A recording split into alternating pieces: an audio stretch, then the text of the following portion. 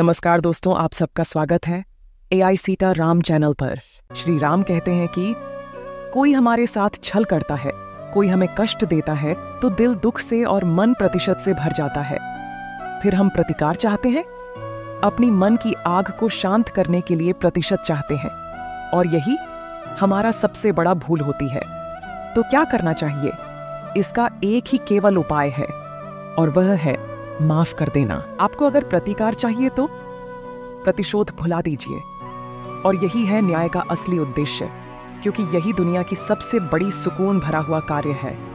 हम अपना सोच और संसार की मान्यता के अनुसार अपना विचार बनाते हैं।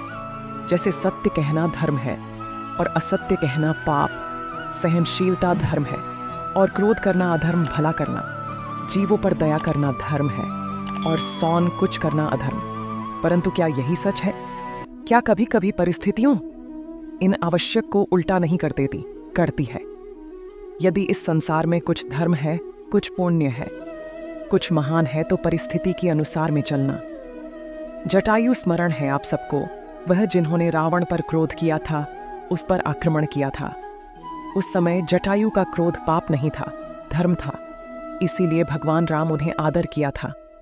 और कुछ ऐसे भी होते हैं जो धर्म को सहनशीलता समझकर हर अन्याय को सहते हैं और अंत में बाणों की सैया पाते हैं। यदि कोई पशु या व्यक्ति बिना कारण किसी वस्तु या पशु का कारण आक्रमण करके जान लेने का चेष्टा करे, तो उसकी रक्षा करना है तो उसको मार डालना कोई पाप नहीं, समय का मांग है, क्योंकि मारना ही खुद को बचाना है। यदि किसी दुष्ट व्यक्ति की सहायता करने से सामान्य मनुष्य को कष्ट पहुंचे, दुख पहुंचे, तो उसे सहायता ना देना ही धर्म है। बिना कारण के क्रोध करना कुछ काम का नहीं है। परंतु यदि क्रोध से कुछ भला हो, पाप सामान्य हो, तो क्रोध और दंड भी धर्मी है। स्वीकारण, सत्य का स्वीकारण मनुष्य के लिए बहुत ही महत्वपूर्ण है। जब तक मनुष्य और सत्य को स्वीकार नहीं करता, उसे असत्य से लड़ने की शक्ति प्राप्त नहीं होती।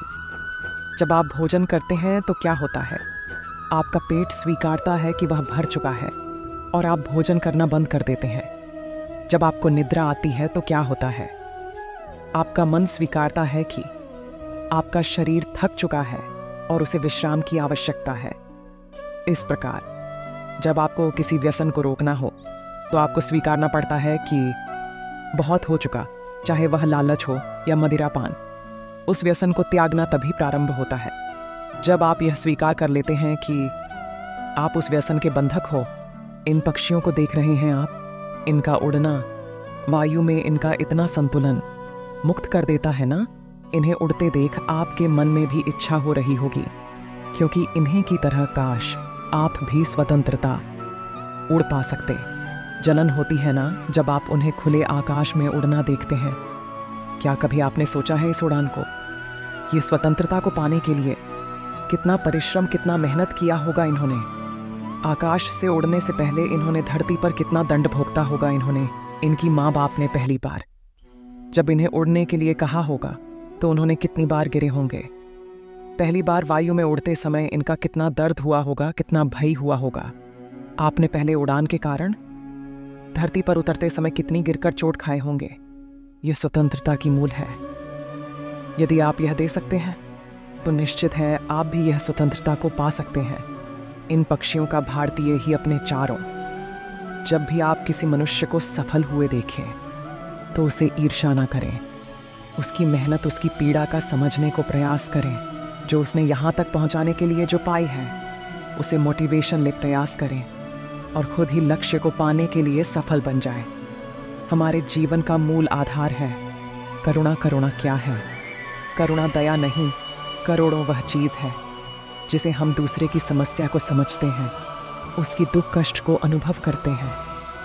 इस दुनिया में सारे संघर्ष का मूल है एक दूसरे की स्थिति को ना समझना, और इस समस्या का समाधान है करुणा।